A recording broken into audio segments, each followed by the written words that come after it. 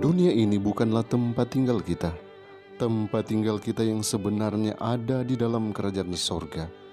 Rindukah kita pulang ke rumah surgawi kita?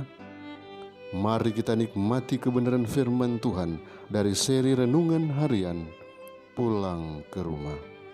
Selamat menikmati.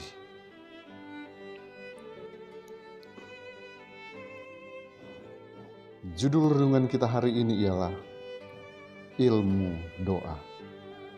Mari kita berdoa. Bapa di sorga, kebutuhan kami saat ini ialah hadirnya kuasa Roh Kudus-Mu, meyakinkan kami akan kebenaran firman yang siap kami terima dalam nama Yesus. Amin. Ayat inti kita hari ini diambil dari 1 Tesalonika pasal 5 ayat yang ke-17 dan 18. Firman Tuhan berkata, tetaplah berdoa, mengucap syukurlah dalam segala hal. Saudara, pengajaran-pengajaran Kristus mengenai doa harus dipikirkan dengan teliti. Ada ilmu tentang ilahi dalam doa dan gambarannya menampilkan prinsip-prinsip yang perlu dipahami semua orang. Ia menunjukkan bagaimana roh yang benar dari doa. Ia mengajarkan perlunya ketabahan dalam mempersembahkan permohonan kita kepada Allah dan memberikan kepastian kepada kita tentang kerelaannya untuk mendengar dan menjawab doa kita. Doa kita janganlah bersifat permintaan yang mementingkan diri, hanya untuk kepentingan diri kita sendiri. Kita harus meminta agar kita dapat memberi. Asas kehidupan Kristus haruslah menjadi asas kehidupan kita.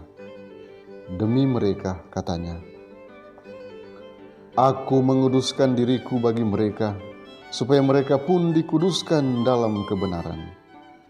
Pengabdian yang sama, pengorbanan diri yang sama, penaklukan yang sama kepada tuntutan firman Allah yang terlihat dalam Kristus harus terlihat dalam diri hamba-hambanya. Tugas kita dalam dunia bukanlah untuk menyembah atau memperkenankan diri kita sendiri. Kita harus muliakan Allah dengan jalan bekerja sama dengan Dia untuk menyelamatkan orang yang berdosa. Kita harus meminta berkat-berkat dari Allah agar kita dapat berhubungan dengan orang lain. Kemampuan untuk menerima dapat dipertahankan hanyalah dengan jalan memberi. Kita tidak dapat terus-menerus menerima harta surga tanpa menyampaikannya juga kepada orang yang ada di sekeliling kita. Dalam perumpamaan ini, si pemohon berulang-ulang ditolak, tetapi ia tidak memadamkan maksudnya itu. Begitu juga doa kita tidak selalu kelihatan dijawab dengan segera, tetapi Kristus mengajarkan supaya kita tidak boleh berhenti berdoa. Doa tidak akan membuat sesuatu perubahan dalam diri Allah. Doa adalah untuk membawa kita ke dalam persesuaian dengan Allah. Bila kita menyampaikan permohonan kepadanya, Ia bisa melihat bahwa kita perlu menyelidiki hati kita dan bertobat dari dosa.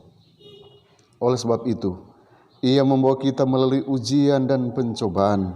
Ia membawa kita melalui kerendahan hati, agar kita dapat melihat apa yang menghalangi pekerjaan Roh Kudus-Nya melalui kita. Ada syarat-syarat supaya janji Allah dipenuhi, dan doa tidak pernah dapat menggantikan tempat kewajiban. Jikalau kamu mengasihi aku, kata Kristus, kamu akan menuruti segala perintahku.